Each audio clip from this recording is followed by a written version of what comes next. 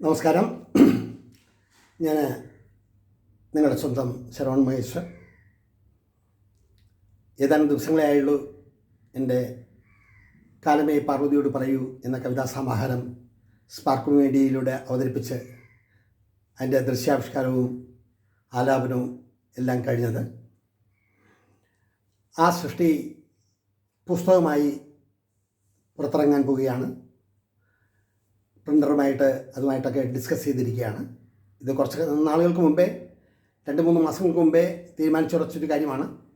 പിന്നെ ഇത് കംപ്ലീറ്റ് ചിത്രീകരണവും കാര്യമെല്ലാം കഴിഞ്ഞ ശേഷം ഇതിനെ പറ്റിയിട്ട് മുന്നോട്ട് പോകാം എന്ന് ചിന്തിച്ചിരിക്കുകയായിരുന്നു.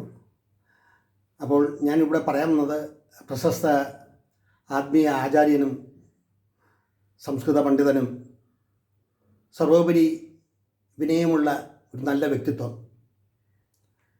അദ്ദേഹമാണ് എൻ്റെ ഈ കവിതാ സമാഹാരത്തിന് അവതാരിക എഴുതിയിട്ടുള്ളത്. എൻ്റെ ചിന്തകൾക്കനുസരിച്ചാണ് ഞാൻ എഴുതുന്നത്.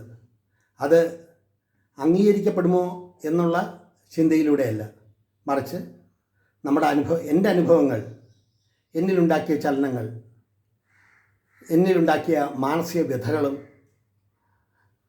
അങ്ങനെ ഒരുപാട് കാര്യങ്ങൾ. അപ്പോൾ ഈ കവിതാ സമാഹാരം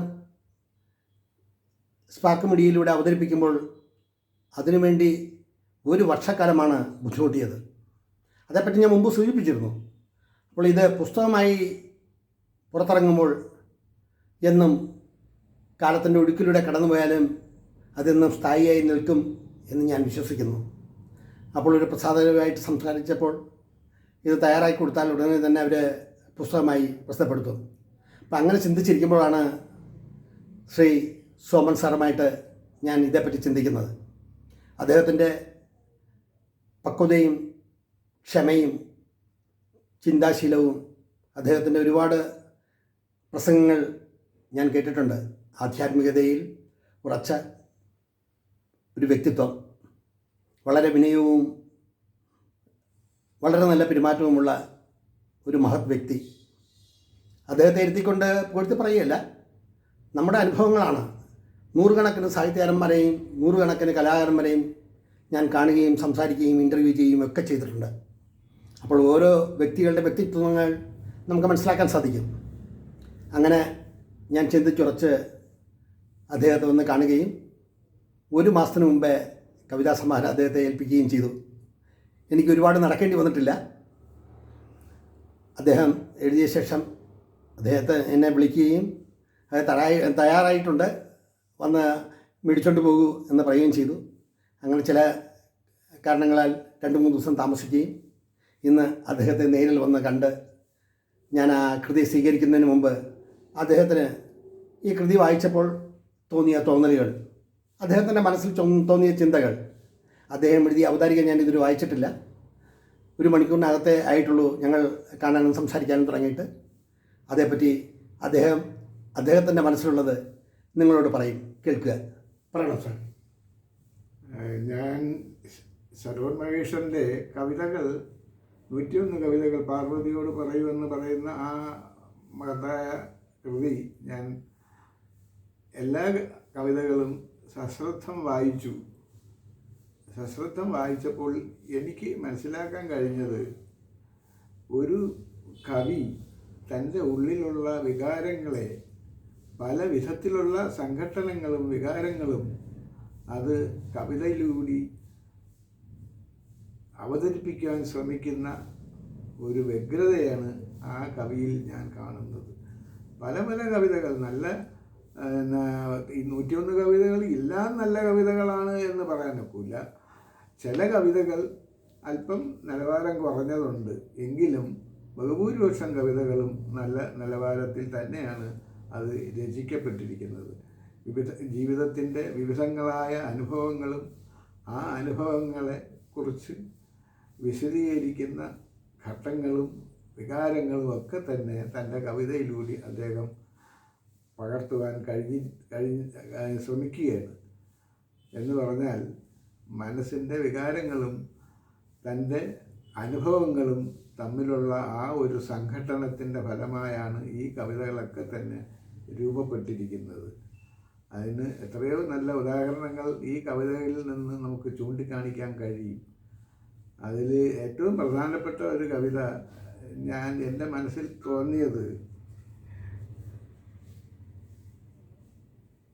അതായത് ഓർമ്മച്ചപ്പ് എന്ന് പറയുന്ന കവിത.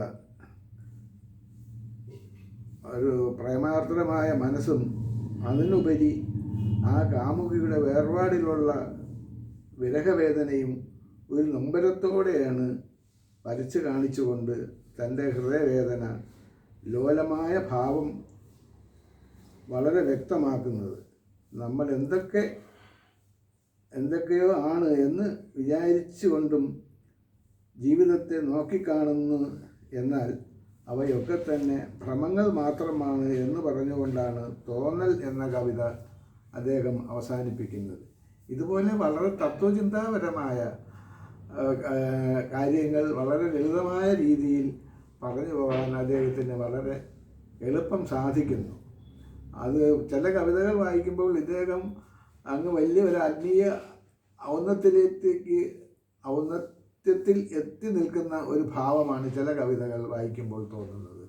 ചില കവിതകൾ വായിക്കുമ്പോൾ അദ്ദേഹത്തിൻ്റെ മനസ്സ് വളരെ വിഷാദമായിട്ട് നമുക്ക് ഇരിക്കുന്നത് കാണാൻ കഴിയും. മൊത്തത്തിൽ അദ്ദേഹത്തിൻ്റെ കവിതകളിലുള്ള ഒരു ഭാവം എന്തെന്ന് പറഞ്ഞാൽ തികച്ചും വിഷാദം തന്നെയാണ്. അദ്ദേഹത്തിൻ്റെ മൊത്തത്തിൽ ആ കവിതകൾ മുഴുവനും വായിച്ച് കഴിയുമ്പോൾ അദ്ദേഹം ഒരു വിഷാദ കവിയാണെന്ന് പോലും പറയേണ്ടിയിരിക്കുന്നു. കാര്യം എപ്പോഴും ഈ വിഷാദത്തെക്കുറിച്ച് പറയുമ്പോൾ അദ്ദേഹം കൂടുതൽ വാചാലനാവുന്നുണ്ട്. സാർ, അനുഭവങ്ങളാണ് അതിൻ്റെ പിന്നാമ്പുറത്തുള്ളത്. നമ്മുടെ അനുഭവങ്ങളാണ് നമ്മുടെ സൃഷ്ടിയിൽ പതിയുന്നത്. അപ്പോൾ സ്വാഭാവികമായും അങ്ങനെ ഉണ്ടാവാം എന്ന് എനിക്ക് തോന്നുന്നു. അതുകൊണ്ട് ആ വിഷാദഭാവം വിശദീകരിക്കാൻ അദ്ദേഹത്തിന് ഒരു പ്രത്യേക കഴിവ് തന്നെയുണ്ട്. അദ്ദേഹത്തിൻ്റെ കവിതകൾ അതിൽ എത്ര എണ്ണം വേണമെങ്കിലും നമുക്ക് ചൂണ്ടിക്കാണിക്കാൻ കഴിയും. പിന്നെ ചില കവിതകൾ എന്താ പറഞ്ഞ അതായത് ഈ ജമന്തിപ്പൂ എന്ന് പറയുന്ന ഒരു കവിത അദ്ദേഹം എഴുതിയിരിക്കുന്നു. എനിക്കത് വായിച്ചത് വളരെ വിചിത്രമായിട്ട് തോന്നി. കാരണം അതിൽ ചന്ദ്രൻ്റെ പ്രഭ സ്വർണം കൊണ്ട് തിളങ്ങുന്നതായിട്ടാണ് പറയുന്നത്. അതൊരു സ്വപ്നമാണെന്ന് അദ്ദേഹം പറയുന്നത് കൊണ്ട് നമുക്ക് അദ്ദേഹത്തോട് ക്ഷമിക്കാം. കാരണം ഈ ചന്ദ്രൻ്റെ പ്രഭ ഒരിക്കലും സ്വർണ്ണ നിറം ആവില്ല. അത് രജത നിറമാണ്, വെള്ളി നിറമാണ്. ഇദ്ദേഹത്തിന് അത് സ്വർണ്ണമായിട്ട് തോന്നുന്നു. അത് സ്വപ്നത്തിൽ കണ്ടതാണെന്ന് പറഞ്ഞതുകൊണ്ട് നമുക്കത് അംഗീകരിച്ചു. സങ്കല്പങ്ങളാണല്ലോ എല്ലാം. ചിലതെല്ലാം സങ്കല്പങ്ങളാണ്, ചിലതെല്ലാം യാഥാർത്ഥ്യങ്ങളാണ്. അപ്പോൾ എനിക്ക് അപ്പോൾ തോന്നിയ ചെയ്ത വികാരമായിരിക്കാം അങ്ങനെ ഒന്ന് എഴുതാൻ തോന്നിയത് എന്ന് എനിക്കിപ്പോൾ പറയാൻ കഴിയുള്ളൂ. പിന്നെ വേറെ എന്നുള്ളത്, എനിക്ക് വളരെ നിരാശ തോന്നിയ ഒരു കവിത അദ്ദേഹം രചിച്ചിട്ടുണ്ട്. അതായത് രാജയോഗം എന്ന് പറയുന്ന ഒരു കവിത. ശരിക്കും പറഞ്ഞാൽ രാജയോഗം എന്ന് പറഞ്ഞപ്പോഴും എനിക്ക് എന്നെ അങ്ങ് അന്തം വിട്ടുപോയി. കാര്യം നമ്മുടെ ഫീൽഡുമായിട്ട് ബന്ധമുള്ള, സന്യാസവുമായിട്ട് ബന്ധമുള്ള, ആത്മീയമായിട്ട് ബന്ധമുള്ള ഒരു വാക്കാണ് രാജയോഗം. അത് കണ്ട ഉടനെ തന്നെ ഞാൻ അന്തം വിട്ട് വായിച്ചു. പക്ഷേ വായിച്ച് ചെന്നപ്പോഴെന്തു പറ്റി, ഉള്ളി തൊലിച്ചണക്കായി, ഒന്നുമില്ല. അങ്ങനെ പോവും ഇദ്ദേഹത്തിൻ്റെ കവിതയിൽ എടുത്തു പറയാൻ അല്പ തമാശായിട്ടാണെങ്കിൽ പോലും പറയേണ്ടിയിരിക്കുന്നു. എന്തായാലും ശരി, ബഹുമുഖ പ്രതിഭയുള്ള ഒരു കലാകാരൻ തന്നെയാണ് ശരവൺ മഹേഷ്. അദ്ദേഹത്തിൻ്റെ കവിതകൾ എന്നും മലയാളി അല്ലെങ്കിൽ കൈരളി എന്നും സ്വീകരിക്കും. മലയാളത്തിലെ അനുവാചകർ ഈ അദ്ദേഹത്തിൻ്റെ കവിതകളെ 100% രണ്ട് കൈയും നീട്ടി സ്വീകരിച്ച് അദ്ദേഹത്തെ അനുഗ്രഹിക്കും എന്നുള്ളതിന് യാതൊരു സംശയവുമില്ല. അത്ര കണ്ട് നല്ല കവിതകൾ അതിലുണ്ട്. ഞാനത് എല്ലാം പേരെടുത്ത് പറയുന്നില്ല എന്നുള്ളതേ ഉള്ളൂ. അതുകൊണ്ട് ഞാൻ അദ്ദേഹത്തെ എല്ലാവിധ ഉന്നതിയും ഉണ്ടാകട്ടെ എന്ന് ആഗ്രഹിച്ചുകൊണ്ട് പ്രാർത്ഥനയോടെ അദ്ദേഹത്തെ ആശീർവദിക്കുന്നു. നന്ദി, നമസ്കാരം. എന്തായാലും സാറിൻ്റെ വാക്കുകൾ ഞാൻ കേട്ടു, സന്തോഷം. എന്ത് നമ്മൾ ചെയ്യുമ്പോഴും അത് തെറ്റും ശരിയും കാണും. അപ്പോൾ നമുക്ക് ശരിയെന്ന് തോന്നുന്നത് മറ്റുള്ളവർക്ക് തെറ്റായി തോന്നാം, മറ്റുള്ളവർക്ക് തെറ്റെന്ന് തോന്നുന്നത് നമുക്ക് ശരിയായി തോന്നാം. പിന്നെ കാഴ്ചപ്പാട്, ഓരോരുത്തരുടെ കാഴ്ചപ്പാട് ഓരോ തരത്തിലാണ്. വില്യം വേർഡ്സ്വർത്തിൻ്റെയും കീറ്റ്സിൻ്റെയും പാബ്ലോ നെരുദയുടെയും ഒക്കെ കവിതകൾ വായിക്കുമ്പോൾ അത് വേറൊരു തലത്തിലാണ്. അതേസമയം നമ്മുടെ കുമാരനാശാൻ്റെയും ഉള്ളൂരിൻ്റെയും വൈലോപ്പള്ളിയുടെയും ചങ്ങമ്പുഴയുടെയും ഒക്കെ കവിത വായിക്കുമ്പോൾ അതിൻ്റെ ഒരു ഭാവം വേറെയാണ്. അപ്പോൾ എൻ്റെ മനസ്സിൽ തോന്നുന്ന ചിന്തകൾക്കനുസൃതമായി ഞാൻ എഴുതുന്നു. എന്തായാലും സാറുമായിട്ട് സംസാരിക്കാൻ കഴിഞ്ഞതിൽ, ഇങ്ങനെ ഒരു അവതാരിക എഴുതിയത് എൻ്റെ ഈ പുസ്തകത്തിൽ ചേർക്കാൻ കഴിയുന്നതും ഒരു വലിയ ഭാഗ്യമായി കരുതുന്നു.